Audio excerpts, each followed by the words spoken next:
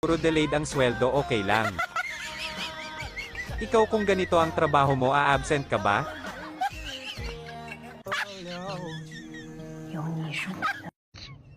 Si kuya naman ang arte-arte ayaw pa hawak yun pala gusto rin.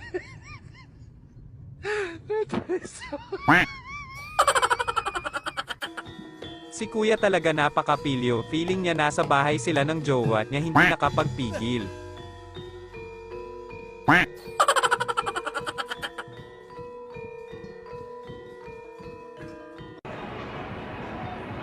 Ang galing naman ni kuya napaka-gentleman, tinulungan niya yung mga babaeng na stranded sa boat at hindi makaakyat.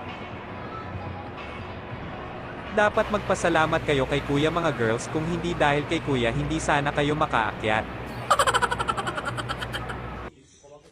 Si ate naman hindi pa sanay sa gym pabigla-bigla.